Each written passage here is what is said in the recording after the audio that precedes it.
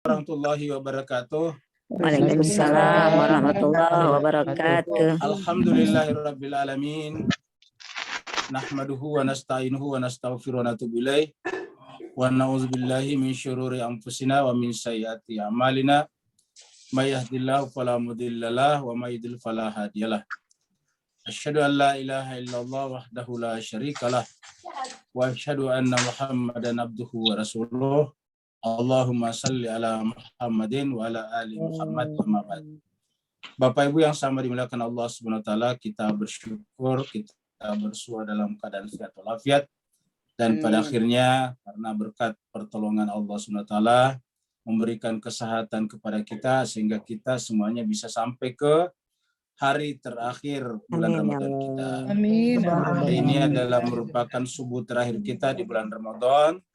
Dan insya Allah besok berdasarkan pengumuman pemerintah semalam kita akan melaksanakan peringatan Idul Fitri atau salat Idul Fitri di rumah-rumah masing-masing atau di masjid, di lapangan yang terbuka dan dengan jarak-jarak yang ketat supaya jangan sampai kita mengalami nasib seperti saudara-saudara kita di India dan di Malaysia juga.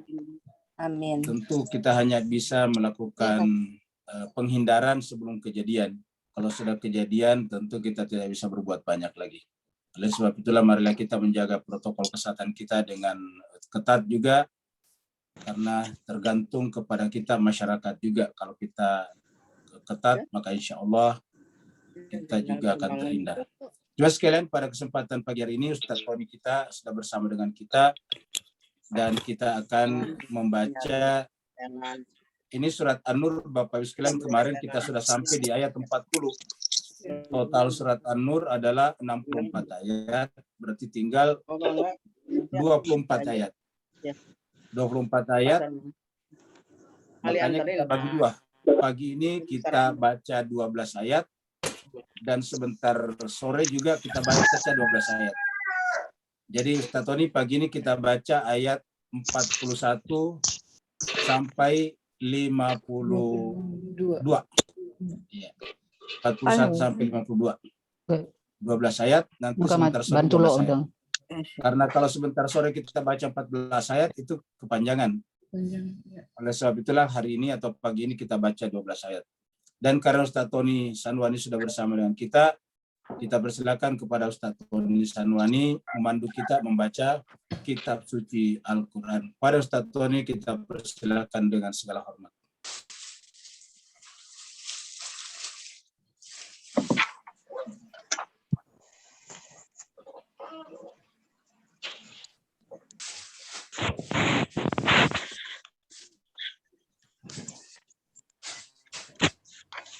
Silakan, Ton. Ya, Ustaz, mohon maaf, Ustaz. Sinyalnya keluar masuk ya. Iya, ternyata tadi keluar ya. Iya, dan 41 Ustaz ya. Iya, 41 sampai 52 Ustaz. 41 sampai 52. Sampai 52. Baik, Bapak Ibu, kita mulai. A'udzu billahi minasy syaithanir rajim. Oke, Bi. Oke tuh.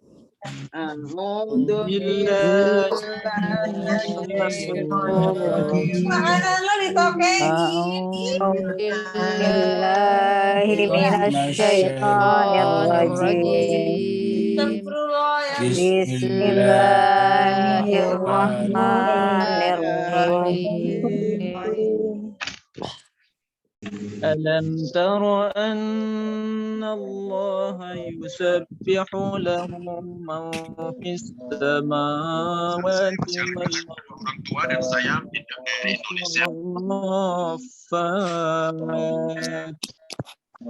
Alam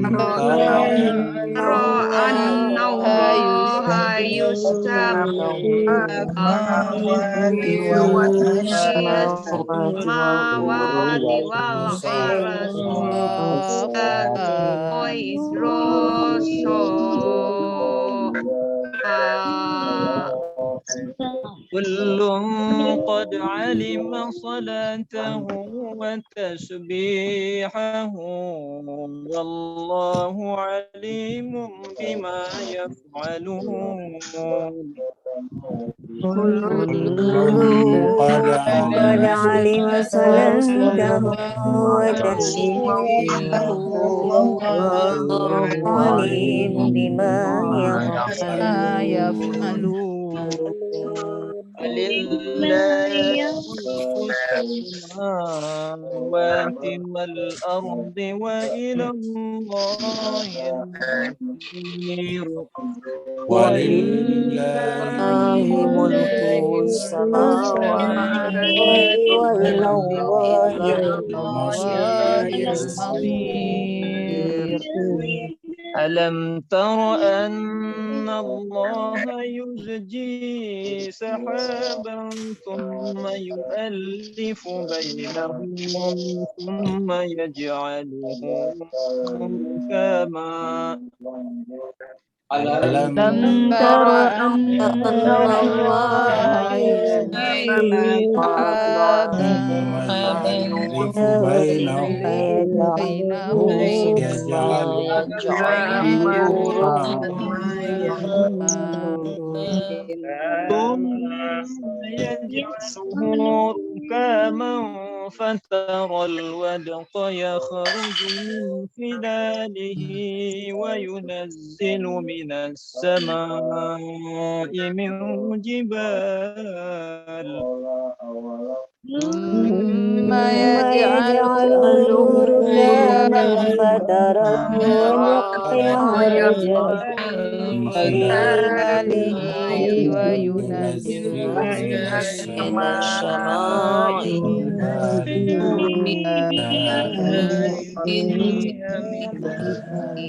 فيها من برد فيصيب به من يشاء ويصرفه عن من يشاء فيها من برد يصيب من يشاء ويصرفه عن من سنا برده يذهب بالأبصار يكاد السنا برقه يذهب بالأبصار. يقلب الله الليل والنهار إن في ذلك لعبرة لأولي الأبصار يقلب الله الليل والنهار إن في ذلك لعبرة لأولي الأبصار. والله خلق كل دابة من ماء فمنهم من يمشي على بطنه والله خلق كل دابة من ماء فمنهم من يمشي على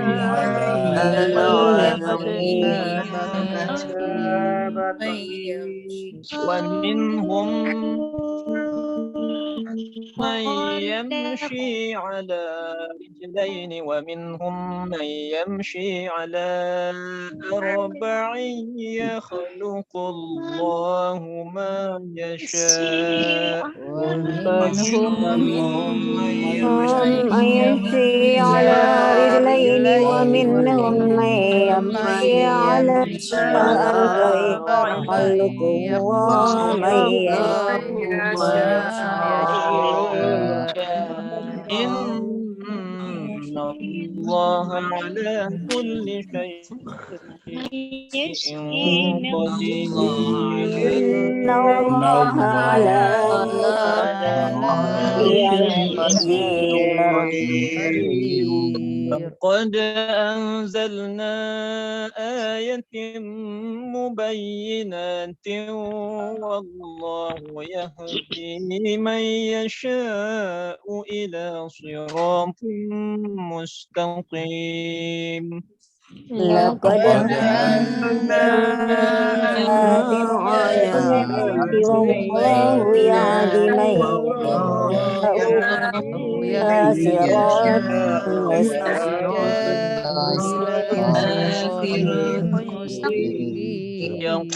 يقولون آمنا بالله وبالرسول وأطعنا ثم يتولى فريق منهم من بعد ذلك ويقولون آمنا بالله والرسول وأطعنا ثم يتولى منهم من بعد بعد ذلك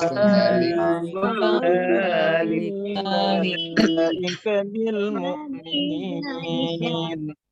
وما أولئك بالمؤمنين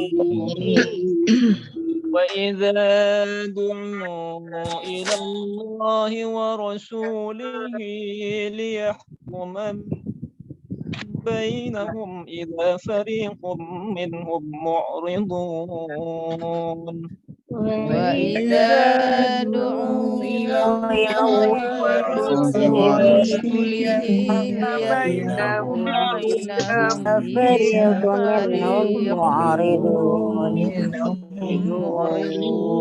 يكن لهم الحق يأتوا إليه مذعنين وإن يكن لهم يأتي مذعنين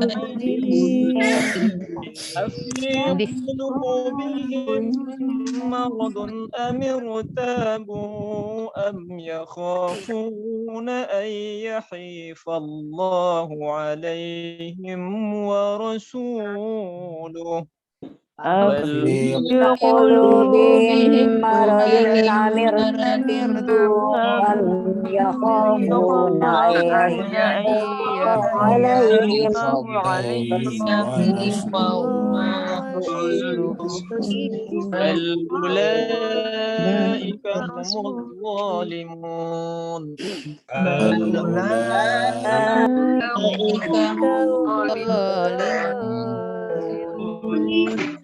إنما كان قول المؤمنين إذا دعوا إلى الله ورسوله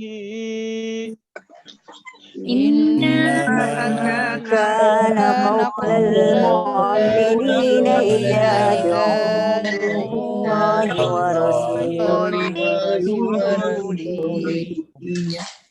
ليحكم بينهم أن يقولوا سمعنا وأطعنا وأولئك هم المفلحون ليحكم بينهم يقولوا سمعنا وأطعنا وأولئك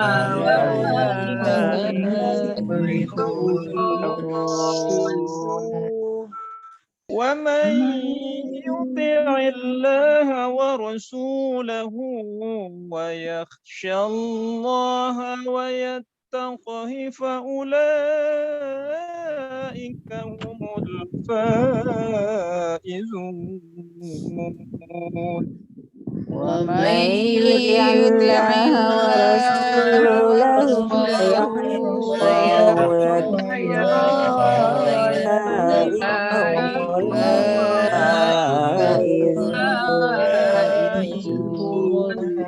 صدق الله العلي العظيم. صدق الله العلي العظيم. اللهم صل وسلم وبارك وزد على رسول الله وآله الأطهار صلوات اللهم اللهم صل على محمد وعلى محمد. اللهم صل على محمد. Terima kasih banyak kita aturkan kepada Ustaz Tony Sanwani. Semoga Allah SWT menerima semua amal-amal ibadahnya selama bulan suci Ramadan yang karenanya Allah memberikan syafaatnya nanti di akhirat. Juga kepada Bapak Ibu semuanya yang telah ikut melantunkan ayat-ayat Allah SWT, berharap bahwa setiap huruf yang kita baca tadi dikawal oleh satu malaikat dan karenanya bersaf-saf malaikat sampai ke arsy Allah SWT menaungi dan menyertai Bapak Ibu semuanya.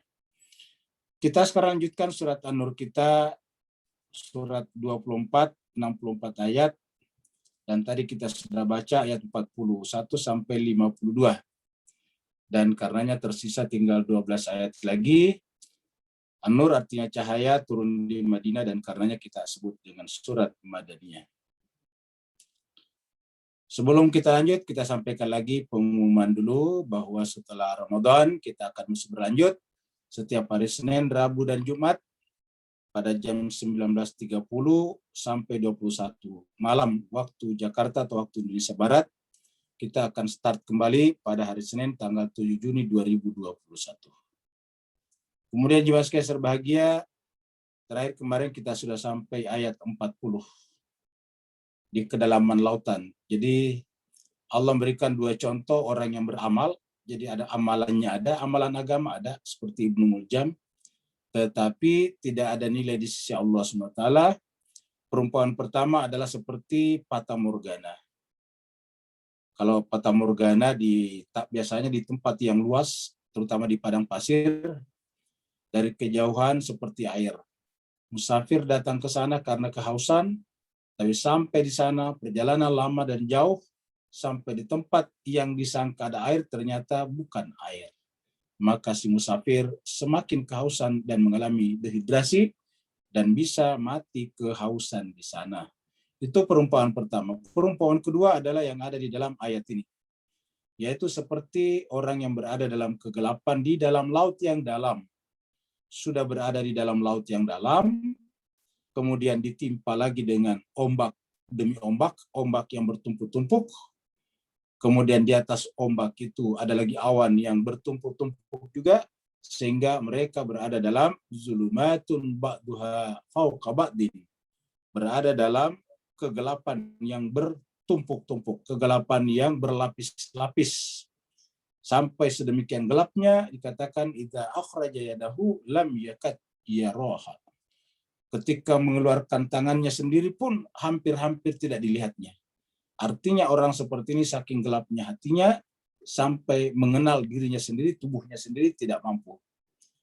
Wa man lam yaj'alillahu lahu nuran fama lahu min nur. Siapa yang Allah tidak berikan kepadanya cahaya, maka tidak ada baginya cahaya, karena hanya Allah lah sumber cahaya.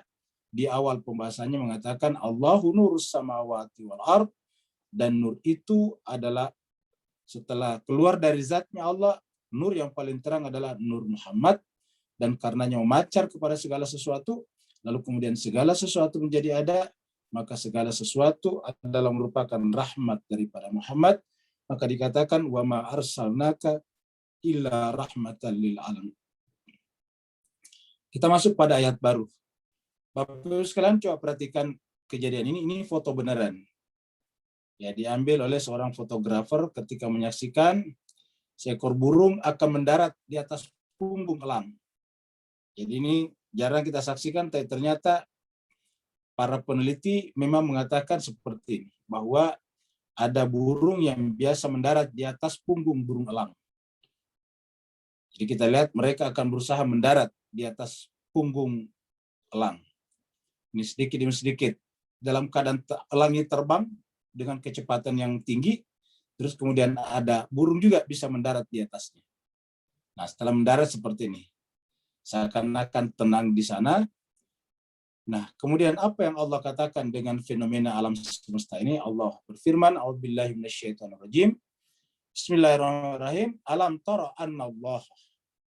Apakah engkau tidak menyaksikan bahwa sungguhnya Allah SWT yusabbihu lahu, bertasbih kepadanya, man fis samawati wal ard, siapa saja yang ada di langit dan di bumi, atau apa saja yang ada di langit dan di bumi, bahkan wattairu, burung, safatin, yang mengepakkan sayapnya, yang membentangkan sayapnya.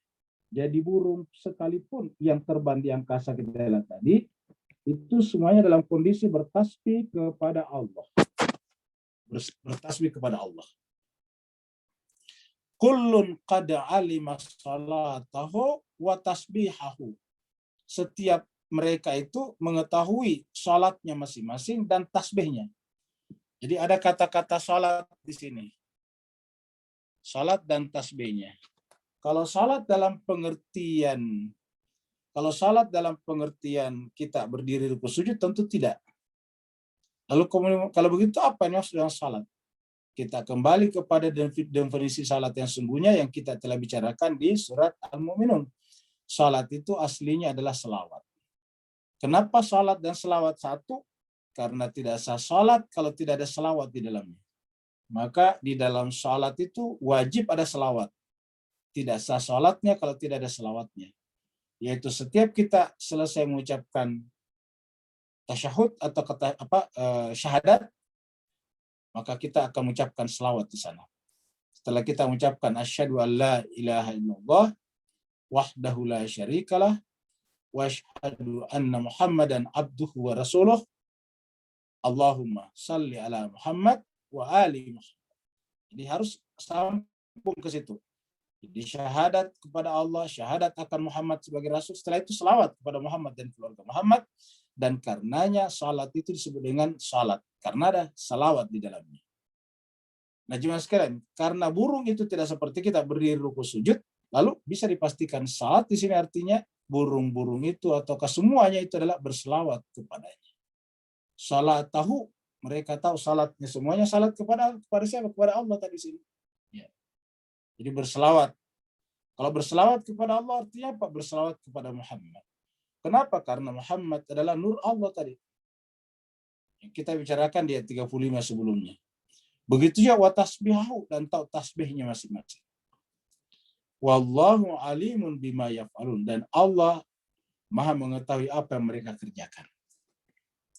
Jadi jemaah sekalian berbahagia, boleh dikatakan bahwa alam semesta ini tegak karena selawat dan tasbih. Seperti mana dikatakan oleh malaikat, nahnu nusabbihu bihamdika wa nuqaddis lak. Kami ini para malaikat senantiasa bertasbih, memuji namamu dan mensucikan Allah. Walillahi mulkus samawati wal ard, dan milik Allah lah kerajaan langit dan bumi. Karena milik Allah kerajaan langit dan bumi, kenapa? Karena langit dan bumi, kerajaan langit dan bumi tidak lebih daripada warna-warna yang memancar dari cahaya. Ingat gambaran kita sebelumnya, ilustrasi kita. Cahaya pada saat kita akan membahas surat An-Nur ayat 35. Ada cahaya keluar memancar warna-warni. Allah mengatakan walillahi mulkus samawati wal ard. Langit dan bumi, kerajaan langit dan bumi bisa kita artikan sebagai berkas-berkas cahaya yang banyak, yang plural, yang keluar dari singularitas Tuhan, dari ketunggalan zat Allah Subhanahu wa taala. Wa ila Allahil masir, dan pada akhirnya semuanya akan kembali lagi ke sana. Kembali lagi kepada Allah. Wa ila Allahil masir, semuanya akan kembali kepada Allah.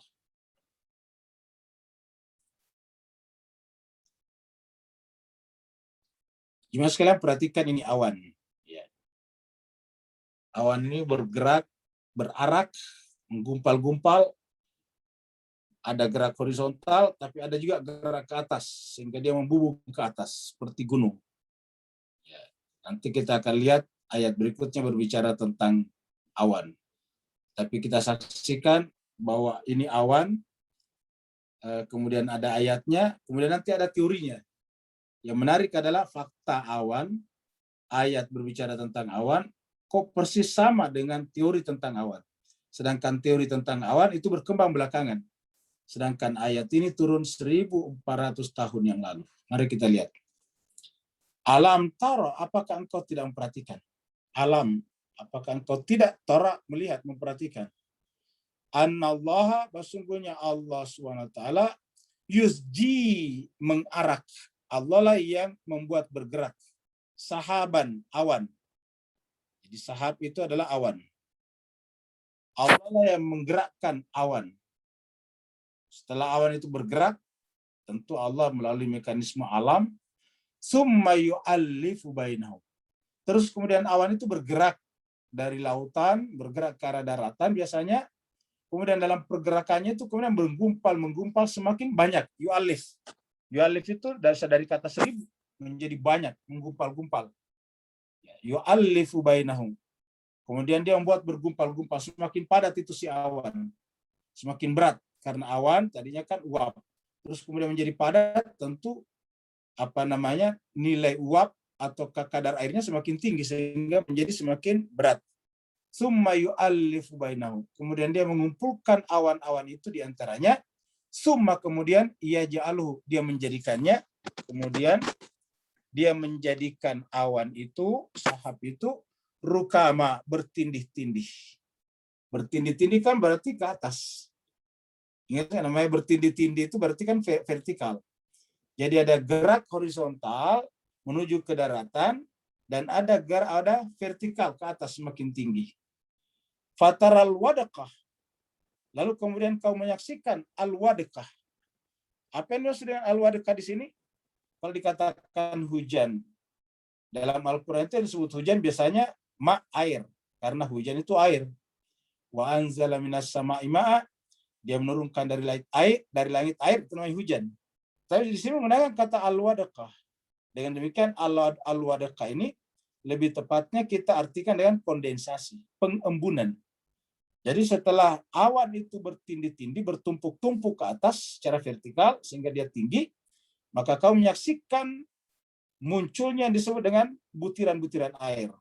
Munculnya embun, bintik-bintik air yang disebut dalam bahasa ilmu pengetahuannya dengan kondensasi, namanya pengembunan.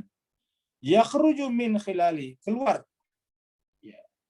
Bintik-bintik air itu keluar dari khilali, dari celah-celahnya itu awan. Sehingga kemudian wa yunazzilu, dan dia menurunkan minas sama, menurunkan dari langit,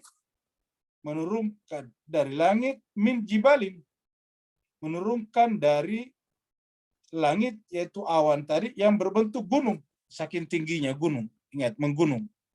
Kata-kata jibal ini gunung. Jadi wa yunazzilu minas sama'i min jibalin fiha. Maka kemudian turunlah dari langit, dari awan yang seperti gunung tingginya itu, fiha, di dalamnya mimbardin, salju. Kalau ini tadi adalah bintik-bintik air, kalau di sini menjadilah dia es, bardun itu adalah es. Ini kata-kata bar yang sangat dingin sekali. Ingat kata-kata bardan wasalama pada kasusnya Nabi Ibrahim. Fiha min baradin, maka keluarlah butiran-butiran es. Fayusibu bihi mayasya, lalu kemudian Allah SWT menimpakan bihi, dengan air itu, mayasya, siapa yang dia kehendaki. Wa yasrifuhu, dan juga menghindarkannya man yasya, dari siapa yang dia kehendaki. Jadi menghindarkannya man yasya, dari siapa yang dikehendaki. Maksudnya awan itu bergerak, terkadang melintasi daerah, di bawahnya tidak kehujanan, hujannya turun di tempat yang jauh sana. Yakadu sana barqihi. Kemudian pada saat tumpukan-tumpukan tadi awan itu bertemu, terjadilah namanya barqihi. Barkun itu adalah kilat. Terjadilah kilat. Jadi di sana ada kilat. Yakadu sana barqihi. Sedemikian kuatnya kilatnya, ini kilatnya kuat sekali sampai dikatakan hampir-hampir saja cahaya kilatnya yazhabu bil absar, menghilangkan penglihatan. Maksudnya kita tidak sanggup melihatnya. Jadi jemaah sekalian, coba baca 40 ayat surat 24 ayat 43 ini baik-baik.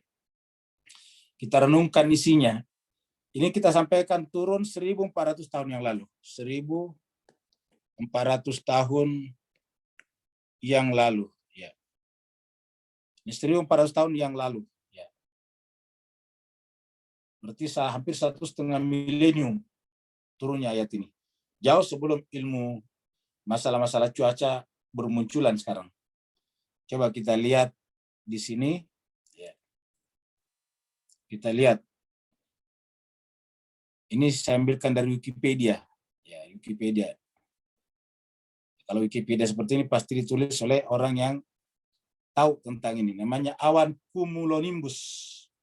Ini, awan cumulonimbus. Awan cumulonimbus ini terkenal di kita, di Asia Tenggara terutama, kira-kira 4 atau 3 tahun yang lalu pada saat pesawat AirAsia jatuh.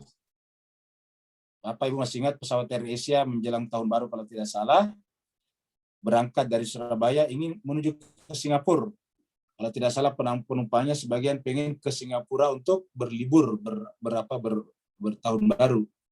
Lalu kemudian di atas Laut Karimata jatuh. Penyebab jatuhnya adalah awan cumulonimbus. Pesawat itu minta kepada ATC Cengkareng Jakarta supaya diberi kesempatan naik untuk menghindari awan cumulonimbus, tetapi belum sempat dijawab ATC, pesawat itu sudah tidak menjawab, sudah hilang. Ternyata sudah menabrak awan cumulonimbus. Ya.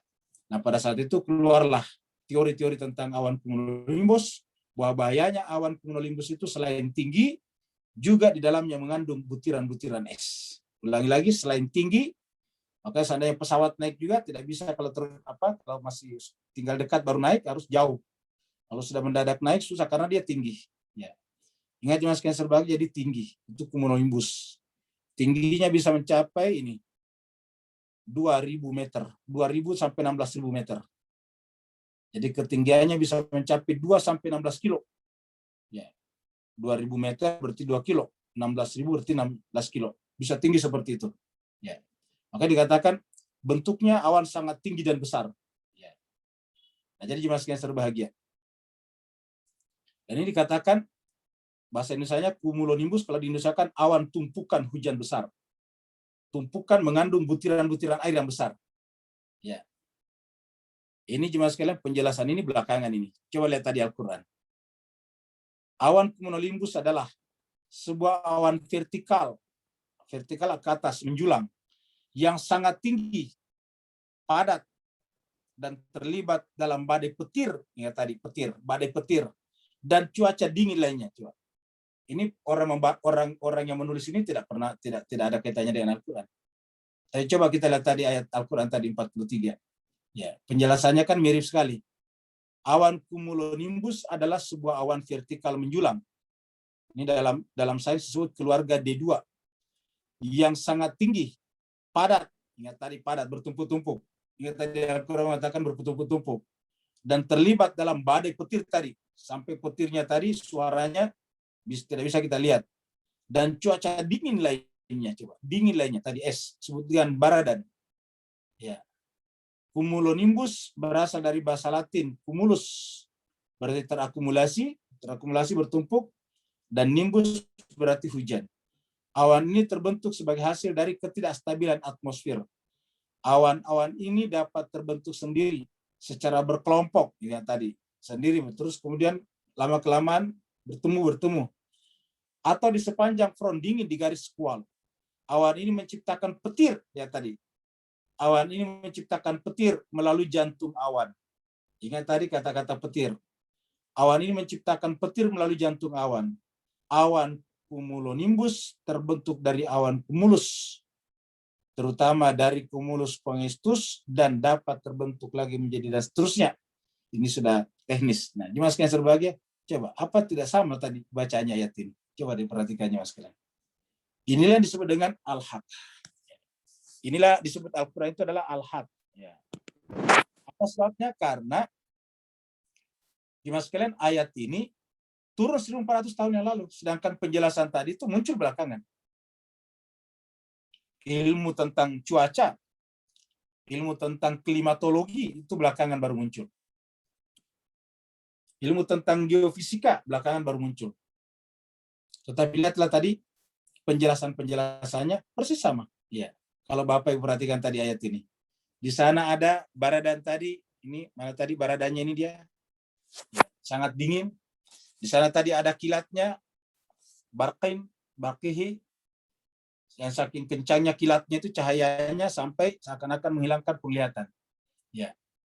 Di sana itu dikatakan bertumpuk-tumpuk, ini mengumpul, sehingga menjadi seperti gunung tinggi, semuanya persis seperti hampir sama sekali. Tinggal susunan kata-katanya aja yang agak berbeda dikit. Tapi semua yang ada di penjelasan tadi di Wikipedia itu sama dengan yang ada dalam ayat ini. Ya. Padahal ayat ini turun 1400 tahun yang lalu oleh seseorang yang berada di dalam pegunungan yang sangat terisolasi. Muhammad bin Abdullah. Di Mekah yang jauh dari pusat-pusat peradaban besar pada saat itu. Jemaah sekalian berbahagia, coba kita lagi perhatikan bagaimana siang dan malam terbentuk. Kalau Bapak Ibu jemaah sekalian perhatikan ini matahari di sana. Ya. Matahari kan tetap. Nah, kita berputar seperti ini. Ya. Putaran inilah yang satu kali putaran disebut dengan satu hari, satu malam. Jadi satu putaran, satu hari, satu malam. Kita lihat, ya, yang bergerak sebetulnya adalah malamnya. Maksudnya bergerak-gerak malamnya. Kenapa? Karena buminya bergerak ke sana. Kita lihat di sini terang karena ada matahari, terus kemudian di sini terangnya agak lain. Kenapa? Karena di sini ada bulan di sini. Ya. Di sini ada rembulan, maka daerah sini adalah daerah kena rembulan, daerah sini daerah siang kena matahari, kemudian daerah belakang sini adalah daerah yang gelap. Jadi kita lihat bahwa sebetulnya gelap ini tidak ada. Ya, yang ada adalah terang. Yang disebut gelap adalah wilayah bumi ini yang tidak terkena cahaya, baik cahaya matahari ataupun cahaya rembulan. Ya. Cahaya rembulan dari mana? Dari matahari juga.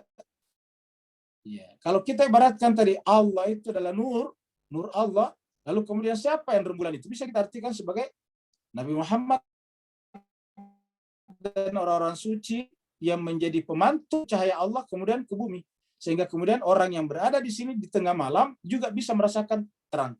Ini asumsinya dari sini harusnya gelap. Tapi di sini ada terang. Kenapa? Karena di sini ada rembulan. Rembulan ini menerima cahaya langsung dari matahari, kemudian dia pancarkan ke sini. Di matahari memancarkan ke sana, ini ada rembulan, kemudian menarik ke sini. Kemudian di sini menerima cahaya juga. Maka jemaah sekalian berbahagia, asumsinya bahwa kita manusia hidup dalam kegelapan, maka kita butuh cahaya. Maka jemaah sekalian dikatakan Allahu nurus samawati wal ardh, baru kemudian mishkatnya itu adalah Muhammad bin Abdullah dan seluruh manusia suci setelahnya. Yuqallibullahu al-laila wan nahar. Allah SWT mempergantikan. Allah lah yang menyilih bergantikan. Mensilih bergantikan malam dan siang. Malam kemudian siang. Silih berganti. Kita lihat tadi. Inna fi dzalika, sesungguhnya pada yang demikian itu la'ibratan, benar-benar ada ibrah pelajaran. Liulil absar, bagi orang-orang yang menggunakan rasionalitasnya. Absar itu adalah sense keenamnya. Iya, indra keenamnya. Apa itu indra keenam kita? Akal pikiran. Al-absar, kita artikan al-absar itu pandangan, karena pandangan itu jauh ke depan, melintasi ruang dan waktu. Akal itu bisa bergerak jauh ke depan, melintasi ruang dan waktu. Itu sebabnya manusia bisa membuat perencanaan-perencanaan. Kenapa? Karena punya akal yang kemampuannya melintasi ruang dan waktu, sehingga bisa bikin perakiraan-perakiraan, bisa bikin perencanaan-perencanaan. Kalau pertumbuhan penduduk Indonesia rata-rata misalnya 3%, maka bisa dipastikan 10 tahun ke depan sekian persen. Maka kebutuhan akan kendaraan sekian. Kebutuhan akan listrik sekian, semuanya bisa diprediksi. Ya. Kebutuhan akan ini sekian, akan terjadi kemacetan sekian, maka harus memperbaiki jalan-jalan dan sebagainya. Bisa diprediksi. Kenapa? Karena ada al-absar yang bisa melihat jauh ke depan. Maka yang dikatakan inna fi dzalika la'ibratan liulil albab, dan absar, dan benar-benar pergantian siang dan malam itulah yang menyebabkan kita bisa berperadaban. Bapak Ibu sekalian, kenapa kita tahu sekarang adalah hari Selasa? Maaf, hari Rabu. Tanggal 12. Ya, coba. Apa bedanya hari Rabu ini dengan hari Selasa kemarin?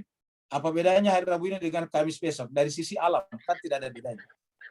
Lalu kenapa semuanya kita sama? dari Eropa sampai ke timur sana, bahwa hari ini adalah hari Rabu misalnya. Sederhana, karena kita punya kesadaran. Kesadaran itu bermula dari al-absar. Karena kita tahu sekarang tanggal 12, maka bisa dipastikan besok tanggal 13, lusa tanggal 14. Nah, itu yang disebut dengan al-absar. Karena hari ini tanggal 12, kita tahu kemarin tanggal 11. Kemarin dulu adalah tanggal 10. Begitulah seterusnya. Karena tahun ini adalah 1442 Hijrah, kita tahu Ramadan tahun lalu 1441 Hijrah. Ramadan tahun depan 1443 Hijrah. Semuanya kita tahu karena ada pergantian malam dan siang yang menjadi patokan siang hari kita. Lalu kemudian kita punya kemampuan untuk membuat perencanaan yang melintasi ruang dan waktu. Al-absar ini kalau ke depan disebut dengan perencanaan, kalau ke belakang disebut dengan sejarah. Kalau ke depan namanya futurologi, kalau ke belakang namanya history, sejarah. Jemaah sekalian, coba kita lihat di sini. Lihatlah semua hewan-hewan ini. Hewan-hewan ini adalah berbagai macam jenis hewan, dan bukan hanya hewan yang bermacam-macam, tapi kakinya juga macam-macam. Di sini kita lihat ada hewan yang dua kakinya. Ada dua kakinya. Ini ayam juga dua kakinya. Ini burung ini juga dua kakinya. Tapi ada yang juga tidak punya kaki sama sekali, yaitu ini merayap dengan perutnya. Ini bisa merayap dengan perutnya. Lihat ini perutnya, otot-otot perutnya nih. Sehingga dia bisa seperti rel kereta merayap dengan cepatnya. Yang namanya ular bisa merayap dengan cepat padahal tidak punya kaki. Ada kemampuan yang bekerja pada perut mereka sehingga bisa merayap dengan cepat. Ada juga 4 kakinya seperti ini harimau. Ya. Seperti kuda, seperti kambing, seperti keledai, seperti jerapah. Ini adalah 4 kakinya. Ini juga tikus 4 kakinya. Katak juga 4 kakinya. Kelinci juga 4 kakinya. Semuanya, sebagian 4 kakinya. Ini juga adalah 4 kakinya. Panda namanya. Dan panda bisa bermain-main seperti ini. Ya, ini mengalahkan sebagian manusia. Mungkin kita tidak berani begini. Apalagi kalau umur kita sudah kepala 6, kepala 7, biasanya nggak berani lagi begini. Panda masih berani dan masih kuat seperti ini, jangan sekian sebagai. Masih bisa bermain-main dengan cara seperti ini. Ya. Wallahu khalaqa kulla dabbatin min ma'in. Dan Allah SWT yang menciptakan tiap-tiap dabbah. Allah SWT yang menciptakan kulla tiap-tiap. Jadi tidak ada. Coba perhatikan jemaah sekalian ya. Bapak Ibu sekalian, lagi-lagi coba perhatikan baik-baik. Ya. Bahwa ini pernyataan. Pernyataan ini menjadi pengumuman karena melalui Al-Quran.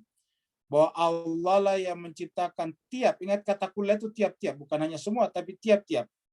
Kalau semua itu jaminya. Kalau kulla itu lebih kepada tiap-tiap. Ya. Berarti tiap-tiap, berarti every, tiap-tiap.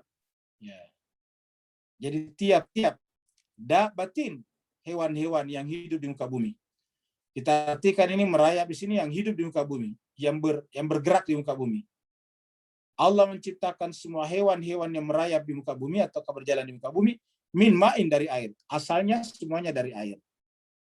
Jadi dabbah ini asalnya dari air. Seperti manusia juga.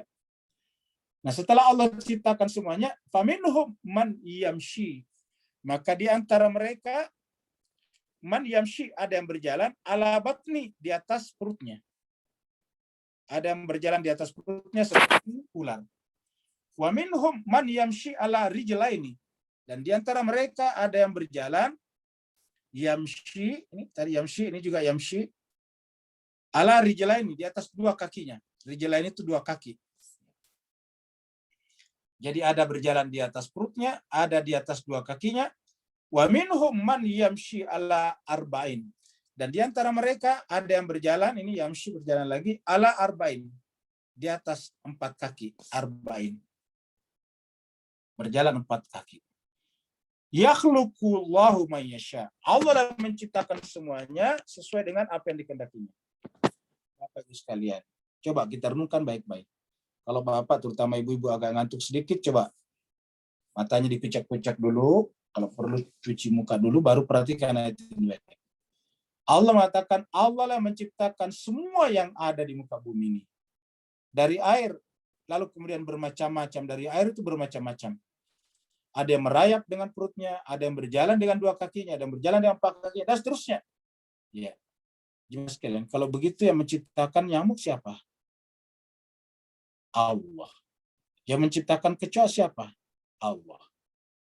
Berarti kalau kita membunuh nyamuk dan kecoa, apa yang terjadi? Telah membunuh apa yang Allah ciptakan. Membunuh yang Allah ciptakan, kita melakukan gerak berbalik dengan Allah. Allah menciptakannya, kita mematikannya. Ingat, kita melakukan gerak terbalik. Allah menciptakannya ya tadi, yakhluqullahu ma yasha. Berarti Allah yang menghendaki. Allah yang menghendaki terciptanya kecoa. Allah yang menghendaki terciptanya semut.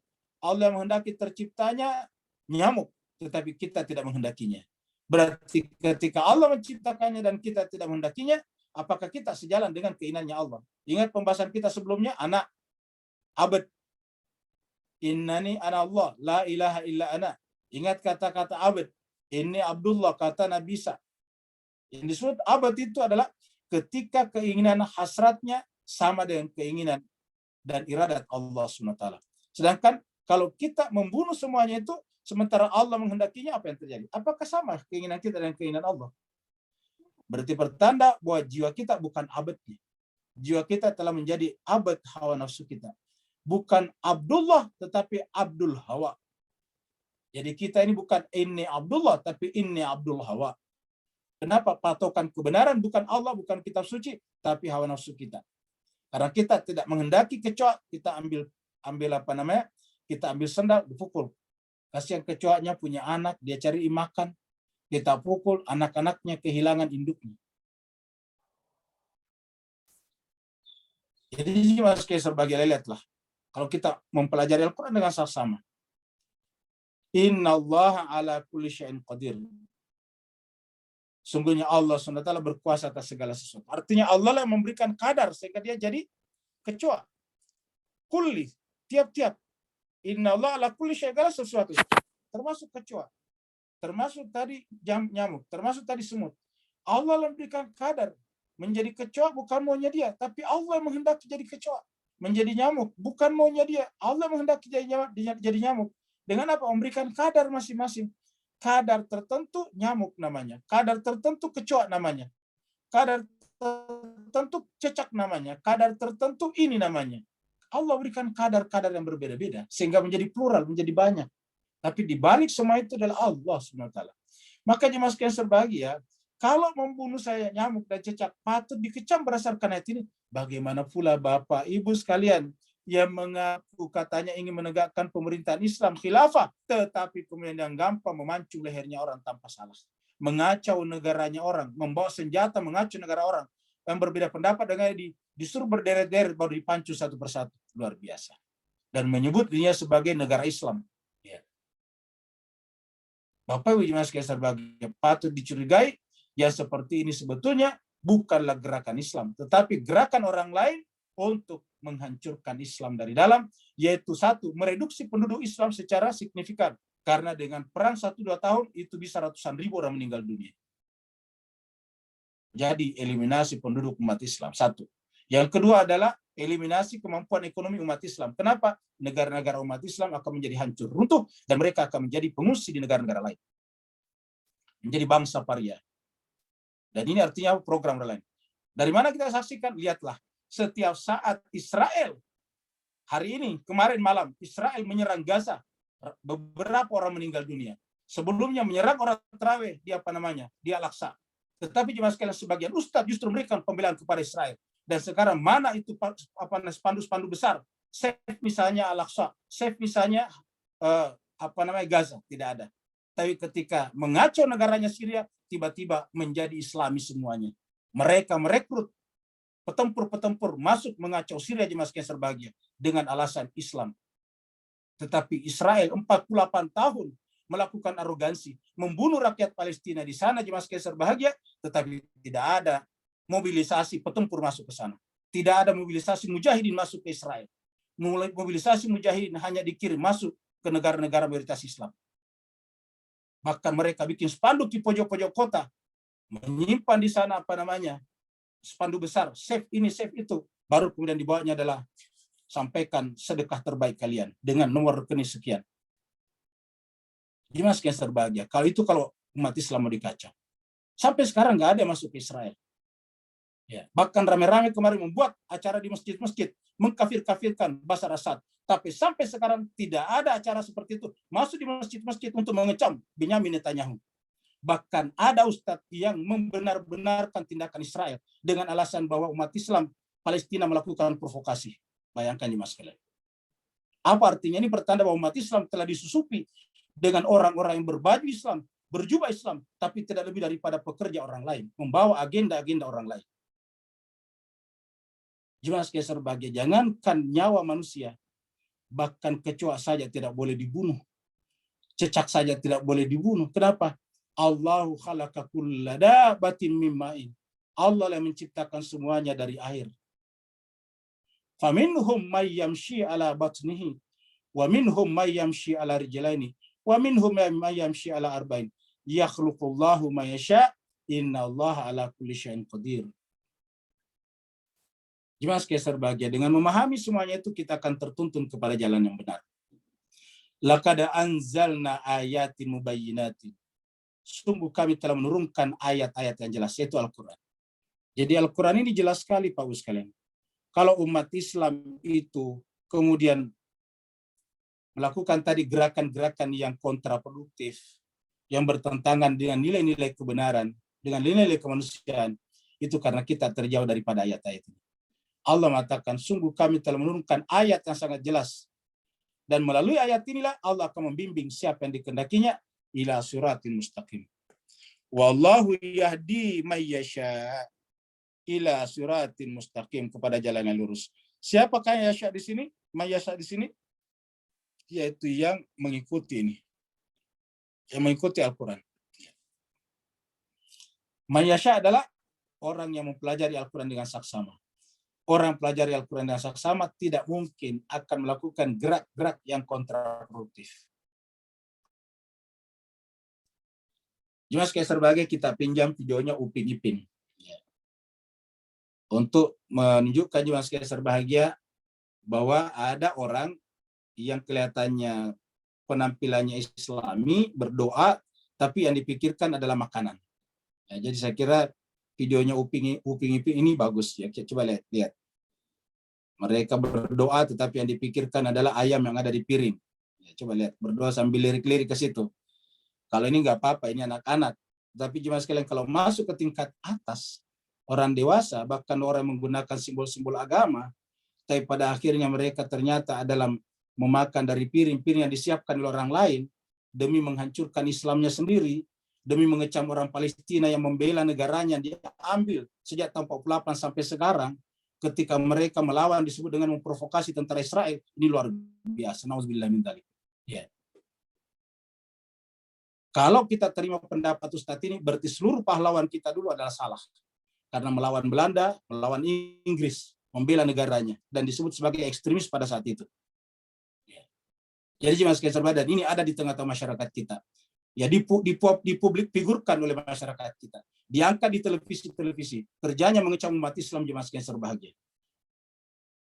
Ada orang seperti Upin Ipin ini, berkopiah Islam, berdoa, tetapi yang dilihat adalah paha ayam yang ada di atas meja. Wa yaquluna amanna billahi wa bir rasul. Mereka berkata kami beriman kepada Allah dan Rasulnya. Mereka berkata kami beriman kepada Allah dan Rasulnya. Wa ata'na, dan kami taat, kata dia. Tetapi apa yang terjadi? Summa, kemudian yatawalla, sebagian mereka berpaling, minhum, daripada Allah dan Rasulnya, mimba didzalik, setelah membuat pernyataan seperti ini tadi. Yaquluna berarti pernyataan. Apa kata Allah? Wa ma ulaika bil mu'minin. Hakikatnya orang seperti itu tidak. Ini kata-kata bukan. Orang seperti itu, mereka itu bukanlah orang mukmin. Kata ayat ini, orang seperti itu bukan mukmin. Walaupun mengaku kami beriman kepada Allah, beriman kepada Rasul, kami juga taat. Pakaiannya kelihatan Islami, tetapi seperti Upin Ipin tadi, Ketika dia berdoa yang dilihat adalah paha ayam yang ada di atas meja makan. Ya. Jadi summa yatawalla fariqun minhum min ba'di dzalik wa ma ulaika bil mu'min, hakikatnya dia bukan mukmin kata ayat ini. Coba lihat. Orang yang telah berpaling dari Rasul tadinya, bahkan puncaknya baru 50 tahun setelah Nabi wafat, lihatlah cucunya diperlakukan seperti ini. Lihatlah jemaah sekalian. Puluhan ribu tentara di sini mengepung hanya beberapa orang. Padahal manusia yang dikepung yang jemaah sekalian adalah cucu Rasul. Yang dipangku tadinya Rasul. Ya setiap masuk ke rumahnya Rasul, dia berdiri untuk menyambutnya. Menaikkannya di atas pahanya, di atas pangkuannya. Mereka adalah mengaku beriman juga. Mereka sholat juga. Mereka puasa juga. Bahkan mereka lebih daripada kita. Karena face-face mereka juga adalah face-face Timur Tengah. Tapi lihatlah mereka tiba-tiba beringas.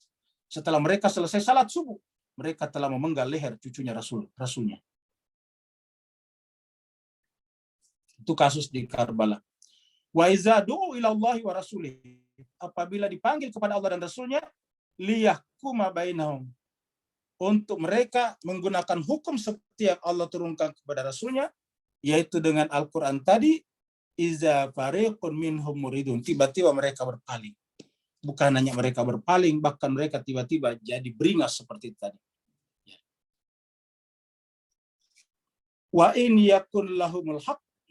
Tetapi apabila mereka mendapatkan kebenaran, maksudnya di situ bahwa apabila mereka diperlakukan dengan baik, artinya mendapatkan hal yang menguntungkan maksudnya, ya. Apabila dia merasa, kan ceritanya mereka hanya melihat dunia. Apabila mereka diberikan dunianya, mereka mengatakan itulah kebenaran. Jadi mereka al-haq itu adalah apabila mendatangkan keuntungan duniawi. Jadi disebut al-haq bagi mereka bukan apabila sesuatu itu rasional dan objektif, tetapi apabila sesuai dengan kehendak mereka. Maka apabila diberikan sesuai dengan kehendakan mereka, ya'tu ilaihi mud'inin, maka mereka datang dengan cepatnya, dengan taat. Seperti tadi kita lihat bagaimana memacu kudanya dengan cepat. Jemaah sekalian berbahagia, orang yang seperti itu hakikatnya adalah fi qulubihim maradun, dalam hati mereka ada penyakit. Ini hati, gambar hati, lalu kemudian ada tanda sakit perban. Afi qulubihim maradun, apakah di dalam hati mereka ada penyakit? Amir tabu, ataukah mereka ragu-ragu?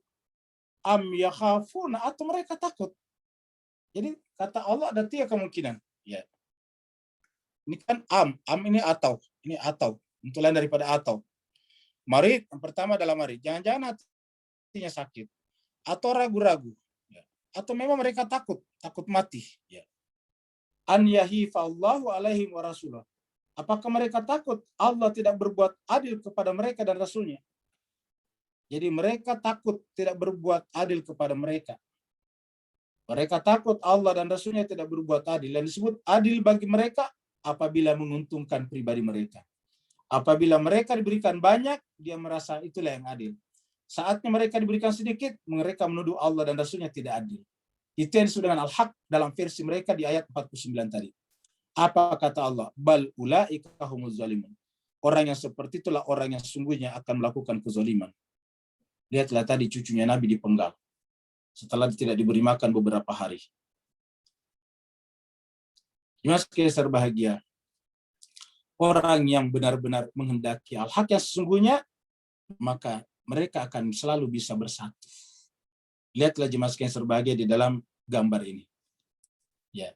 Kalau gambar sebelumnya imamnya yang lurus tangannya, di belakangnya bersedekap. Sekarang kita lihat lagi. Ya, imamnya bersedekap tangannya, tetapi jemaahnya di belakang ada yang lurus tangannya dan tidak ada masalah. Jemaah sekalian berbahagia, apabila mereka pengikut Rasul yang sesungguhnya pasti menghendaki persatuan. Tidak mungkin mengecam sesamanya umat Islam, apalagi mengkafirkannya, apalagi macam-macam. Ya. Bayangkan jemaah sekalian berbahagia. Ada yang berpendapat boleh lebih bersua dengan hewan-hewan daripada bersua dengan sesamanya umat Islam yang berbeda dengan dirinya. Fitnah tidak boleh kecuali kepada kelompok tertentu. Ya. Jemaah sekalian berbahagia, lihatlah. Inilah yang disebut dengan hendaki persatuan. Kalau Islam yang sungguhnya, pengikut Muhammad yang sungguhnya seperti ini. tidak memperdulikan masalah-masalah berbeda sedekap atau tidak sedekap. Mereka bisa sholat bersama-sama, imamnya bersedekap itu artinya lipat tangannya, yang makmumnya juga ada yang bersedekap, ada yang tidak bersedekap. Ada yang lurus tangannya, ada yang dilipat tangannya. Tidak ada masalah. Jelas sebagian beda dengan sebagian tadi yang membunuh orang-orang di Timur Tengah. Bahkan ulama yang harusnya mereka hormati, yaitu bersedekap tangannya, mereka bunuh juga. Kita lihat berapa ulama yang dibunuh dengan sangat sadis di Syria. Termasuk misalnya Syekh Dr. Ramadan Al-Buti, muftinya ulama terkenal di sana. Ya, ulama Sunni, ulama yang bersedekap tangannya, tetapi mereka bunuh. Apa sebabnya? Bagi mereka yang disebut teman adalah apabila sesama ekstremis dengan mereka. Apabila sejalan dengan pikiran mereka. Begitu tidak sejalan dengan pikiran mereka, ya harus ditiadakan. Karena menghalangi agenda-agenda yang dipasok oleh majikan-majikan mereka. Innama kana qaulal mu'minina idza du'u ila Allahi wa rasulih liyahkuma bainahum an yaqulu sami'na wa ata'na. Jadi yang disebut dengan orang mukmin sejati itu tadi ketika dipanggil salat dengan berbagai macam-macam cara salat, dengan berbagai macam mazhab, ahli fikih dan sebagainya, mereka semuanya sama-sama berdiri membuat saf yang rapi. Sami'na wa ata'na. Mereka tidak mengkafirkan satu sama lain. Mereka bisa membuat saf satu sama lain. Mereka bisa berjamaah satu sama lain. Mereka bisa bermakmum dengan imam satu sama lain. Ulaika humul muflihun, kata Allah, mereka itulah orang-orang yang beruntung. Ulaika humul muflihun. Ini kita lihat lagi, kunut lagi. Ya. Jadi cuma sekali sebagai kita lihat umat Islam berbeda-beda. Ya. Tetapi cuma sekali sebagai tidak perlu kita memperbesar-besarkan perbedaan seperti ini. Intinya umat Islam harus bersatu. Palestina sekarang tidak akan bisa selamat kalau umat Islam tidak bersatu. Kalau ada umat Islam yang dipasok ustadz-ustadz yang menyalahkan Palestina di dalamnya, umat Islam pasti akan runtuh dan hancur. Karena itu pertanda bahwa umat Islam itu telah digerogoti dari dalam. Coba lihat ini Jemaah sekalian berbahagia juga. Ya, tadi Jemaah sekalian berbahagia sebelumnya, ya kita ulangi lagi gambarnya ini. Ini sama-sama berdoa. Ini satu ulama besarnya, orang Syiah, pengikut Ahlul Bait Nabi, berdoa dengan khusyuk. Lihatlah wajahnya begitu tenangnya. Begitu juga ini juga. Ini adalah ulama dari Ahlus Sunnah wal Jamaah. Ini adalah mufti besar Al-Azhar. Ini terkenal di seluruh dunia. Karena ulama-ulama yang banyak menyebar ke seluruh dunia adalah dari Al-Azhar. Tapi lihatlah wajahnya teduh, cerah. Ya. Dan kemudian jemaah sekalian berbahagia, khusyuk berdoa. Dan tidak akan pernah mau mengkafir-kafirkan orang lain. Orientasinya mereka adalah persatuan. Mereka akan berkata, ya Arhamar Rahimin. Mereka memanggil Allah sebagai yang pengasih di antara pengasih. Wa may yuti'illah wa rasulah. Siapa yang taat kepada Allah dan Rasulnya, wa yakhshallah, dan takut hanya kepada Allah. Wa man, siapa yuti'illah, taat kepada Allah. Taat juga kepada Rasulnya. Wa yakhshallah, dan hanya takut kepada Allah saja, bukan takut kepada majikan-majikannya. Wa yattaqihi, dan hanya takut kepada Allah, bertakwa kepadanya. Apa kata Allah? Faulaika humul muflihun. Mereka itu akan memenangkan peradaban akhir zaman. Faulaika humul muflihun. Mereka itulah yang akan menang. Mereka itulah yang akan berhasil membantu orang-orang Palestina untuk mengambil kembali tanah-tanah air mereka yang telah dirampas oleh para penjajah. Bahkan bukan hanya penjajah, tetapi fasis yang datang dari berbagai negara. Merampas tanah-tanah mereka. Membunuh mereka. Dan lembaga-lembaga dunia diam seribu bahasa. Termasuk sebagian aktivis HAM diam seribu bahasa. Bahkan mohon maaf, sebagian ustadz juga justru menyalahkan orang Palestina dan membenarkan tindakan Israel. Tentara Israel membunuh, menembaki orang terawih di sana.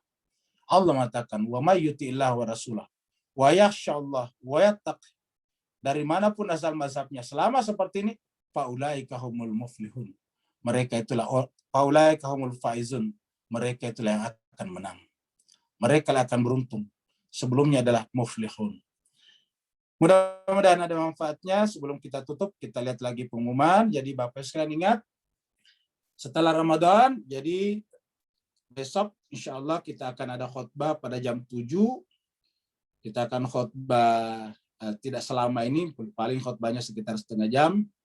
Kemudian kita istirahat, silaturahim, walaupun mungkin silaturahimnya lewat Zoom masing-masing, Bapak Ibu sekalian bisa bikin silaturahim dengan keluarga besarnya dengan menggunakan Zoom, menggunakan fasilitas yang ada, sehingga tetap bisa menciptakan suasana lebaran melalui online, melalui alat-alat digital yang kita miliki.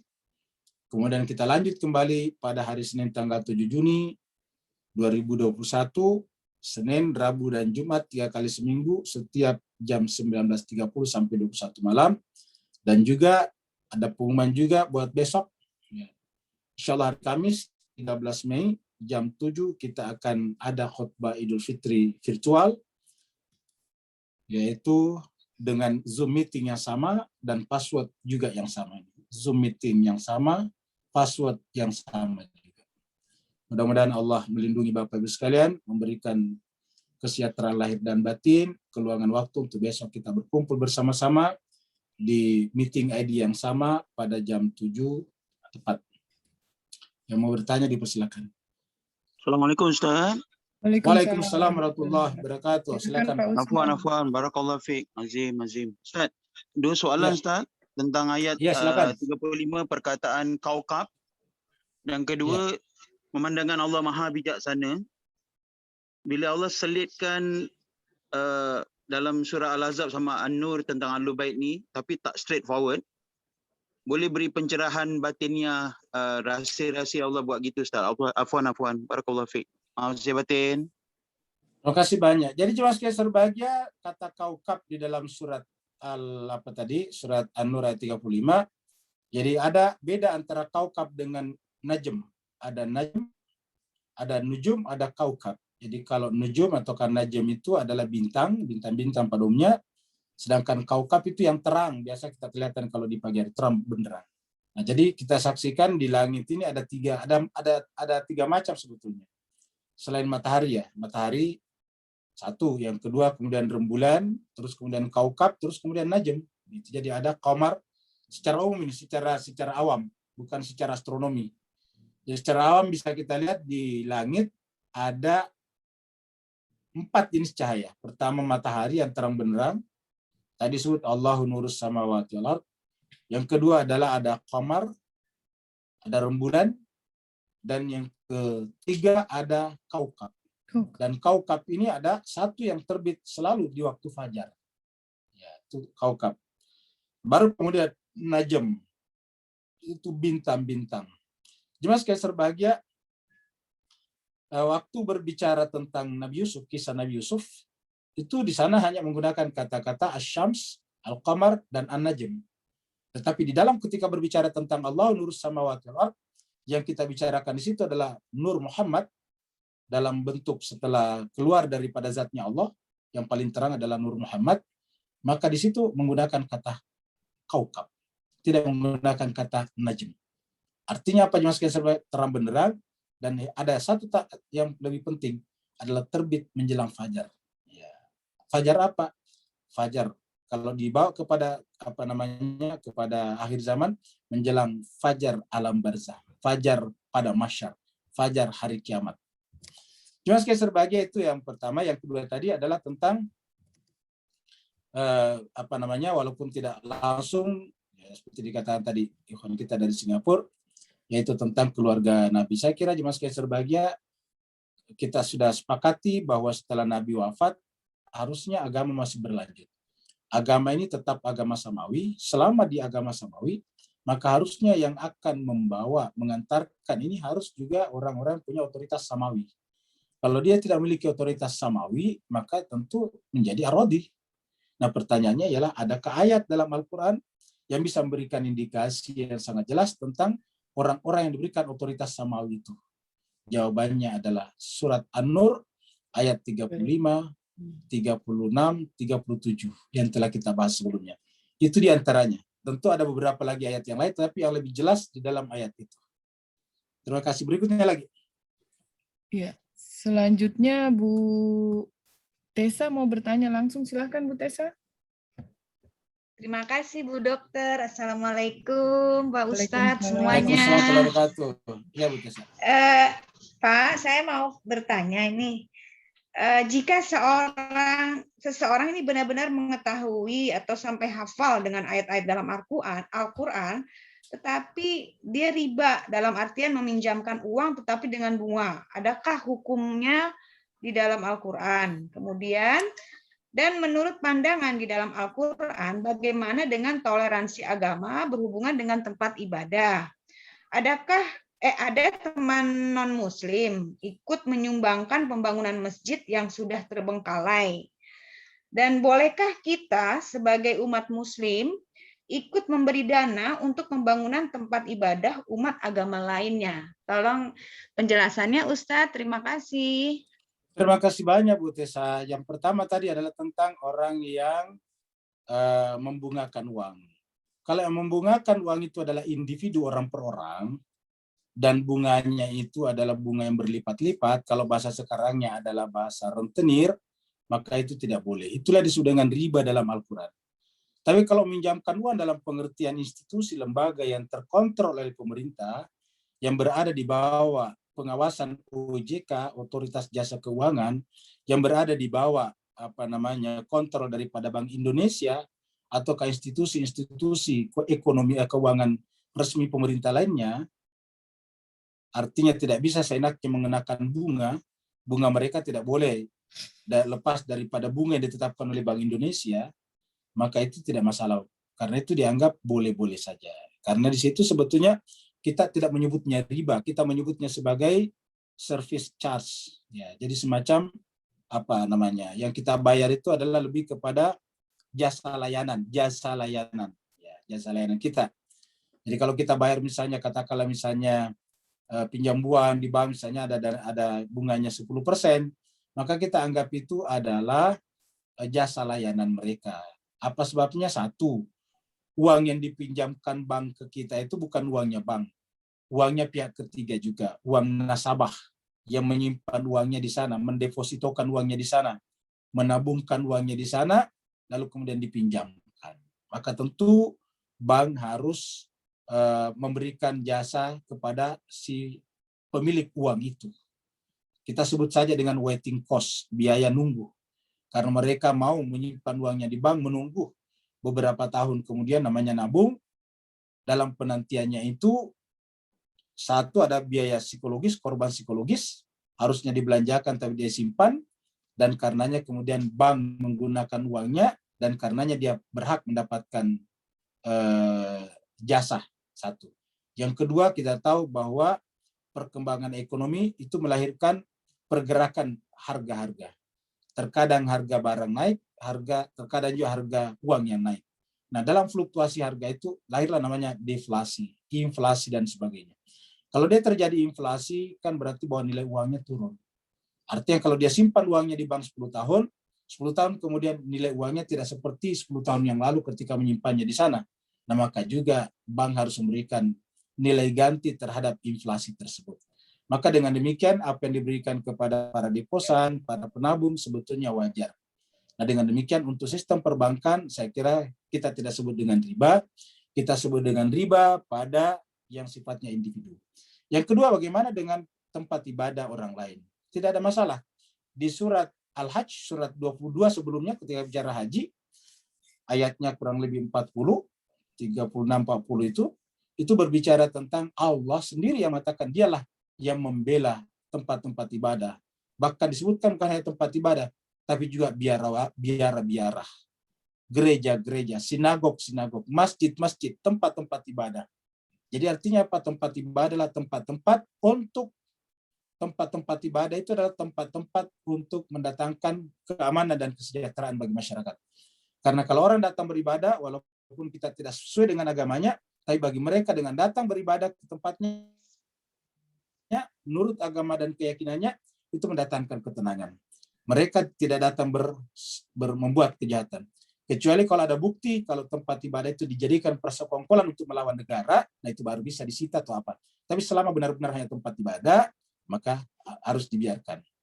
Nabi pernah meminta untuk meruntuhkan sebuah masjid di Madinah, namanya Masjid Dirar, karena dipakai untuk memecah belah umat, memecah belah warga negara. Maka masjid itu oleh Nabi diminta dirobohkan karena digunakan sebagai alat untuk memecah belah umat. Itu terceritakan di dalam surat At-Taubah. Nah, jadi kalau tempat ibadah benar-benar tempat untuk beribadah kepada Tuhannya masing-masing, tidak ada masalah. Bolehkah kita disumbang oleh mereka? Jawabannya boleh. Boleh kita menyumbang mereka? Jawabannya juga boleh, tidak ada masalah. Ya. Kemudian sekarang Ibu Hesti, mengapa Allah membiarkan kezaliman dan kebiadaban Israel terhadap warga Palestina? Sederhana, untuk mengundang orang lain, mengundang orang yang mau membelanya. Kalau masih sedikit yang membelanya tidak bisa, gitu. Ya, jadi kezalimannya Israel itu sekaligus untuk menunjukkan siapa yang ikut dan mendukung pada kezaliman itu dan siapa tidak. Ya, jadi jemaah sekalian berbahagia, pada akhirnya nanti persis seperti Nabi Nuh juga. Itu kan 900 tahun Nabi Nuh berdakwah, baru datang musibah. 900 tahun. Kenapa kok lama sekali? Kenapa tidak begitu melakukan kejahatan langsung dihancurkan? Itu tadi. Ingat ayat-ayat sebelumnya, walau la fadlullahi alaikum warahmati. Karena karunia Allah dan rahmatnya kepada kita tidak langsung dihukum. Apa sebabnya? Diberikan kesempatan kepada yang melakukan kezaliman supaya menghentikan kezalimannya, memberikan kesempatan kepada yang terzalimi supaya bisa menunjukkan juga pembelaannya kepada kondisi terzalimannya, dan yang lain manusia di dunia supaya menunjukkan empati, simpati dan kemanusiaannya kepada orang yang terzalimi. Karena orang yang berpihak kepada yang terzalimi itu adalah kemanusiaan, dan orang yang berpihak kepada yang menzalimi itu menanya kebiadaban. Saya kira begitu. Dengan demikian nanti kelihatan siapa yang berpihak kepada kebatilan dan siapa yang berpihak kepada kebenaran. Saya kira jemaah sekalian, kalau tidak ada lagi kita izin bertanya Ustadz, izin. Ya, silakan. Saya tertarik tadi dengan penjelasan Ustadz tentang kaukab. Kaukab itu apakah kalau penjelasannya di sini bintang yang berkilauan, Ustadz? Jadi beda dengan bintang yang An-Najm tadi Ustadz sebutkan. Itu yang pertama. Terus yang kedua, ayat berapa tadi yang menciptakan yang masalah siang dan malam? Berarti Ustadz, siang dan malam itu dua entitas yang berbeda. Beda dengan cahaya dan gelap, karena seperti kita belajar irfan dan logika, gelap itu ketiadaan cahaya. Mohon penjelasan lebih rincinya, Ustadz. Terima kasih. Ya, terima kasih banyak. Yang pertama tadi ada tentang kaukab, yaitu bintang yang sangat terang. Ya, bintang sangat terang. Biasa kalau kita lihat itu kalau menjelang pagi ada terang. Ya. Sebetulnya kalau kita versi astronomi itu adalah Itu adalah planet. Planet. Oh. Ya, planet Jupiter, kan begitu. Ya. Tapi disebut dengan kaukab dalam Al-Quran. Atau dalam bahasa lain kalau di hadis disebut dengan bintang suraya. Jadi bintang suraya. Jadi suraya. Ya, sedangkan kalau bintang-bintang banyak itu namanya nujum, najm, an-nujum. Nah, dengan demikian kita lihat tadi bahwa orang-orang berasal dari keluarga Nabi yang disebut dalam surat 3333 sebetulnya lebih terang daripada apa yang terjadi pada keluarga Nabi Yakub. Karena keluarga Nabi Yakub itu disebutnya hanya dengan najm, sedangkan tadi di dalam surat 35 disebut dengan kata kaukabun. Kemudian yang kedua tadi adalah tentang apa tadi yang kedua ya? Cahaya, Ustadz, cahaya sama cahaya dan malam ya. Dan malam. Siang dan Benar. malam. Malam dan siang dua entitas. Jadi malam dan siang dua entitas. Ya, tetapi yang disebut dengan kegelapan itu sebetulnya tidak ada. Ya, sebetulnya kegelapan itu tidak ada. Dia hanya ada dalam bayangan kita saja. Karena hakikatnya tidak ada, tidak bisa dipegang, tidak bisa diambil. Ya, jadi namanya gelap. Kenapa tadi kita lihat pada bola bumi tadi yang berputar, yang disebut gelap adalah wilayah bumi yang kealingan. Wilayah bumi yang terlindungi dari cahaya. Jadi gelap itu sebetulnya adalah definisi negatif daripada cahaya. Jadi gelap adalah definisi negatif dari cahaya. Artinya apa? Gelap adalah ketiadaan cahaya. Jadi definisi negatif, negasi terhadap cahaya. Jadi gelap ialah tidak ada cahaya. Jadi sebetulnya kata tidak terhadap cahaya namanya gelap. Jadi artinya apa? Gelap sendiri tidak ada, yang ada adalah cahaya. Bagian yang tidak terkena cahaya, gelaplah namanya. Gitu. Beda dengan malam. Kalau malam suatu suasana, walaupun antara malam dan gelap tidak bisa dipisahkan. Tapi malam ketika disebut dengan al-lail itu mempunyai fungsi peran ya di dalam perhitungan siang dan malam kita, perhitungan kita. Kemudian belum lagi dengan kata-kata diciptakan malam untuk istirahat. Nah, tidak dikatakan diciptakan gelap untuk istirahat, tetapi diciptakan malam untuk istirahat. Ya. Jadi saya kira begitu Bapak Ibu sekalian berbahagia, saya kira cukup sampai di sini. Insya Allah kita berjumpa terakhir kali sebentar petang. Pertemuan terakhir di bulan Ramadan dan pertemuan terakhir juga untuk surat An-Nur, surat cahaya. Mudah-mudahan di Ramadan ini kita tutup dengan surat An-Nur. Mudah-mudahan Bapak Ibu sekalian benar-benar hati Bapak, jiwa Bapak Ibu sekalian benar-benar menjadi cahaya setelah mengikuti tadabbur Al-Quran selama 1 bulan. Amin. Terima kasih Pak Ustaz. Terima kasih Pak Ustaz. Sama-sama. Ramadan kita dibuka dengan Terima kasih Pak Ustadz, Bu Dokter. Terima kasih Ustaz. Semuanya. Assalamualaikum. Terima kasih Ustaz. Terima kasih Bu Dokter. Terima kasih Mita. Assalamualaikum warahmatullahi wabarakatuh.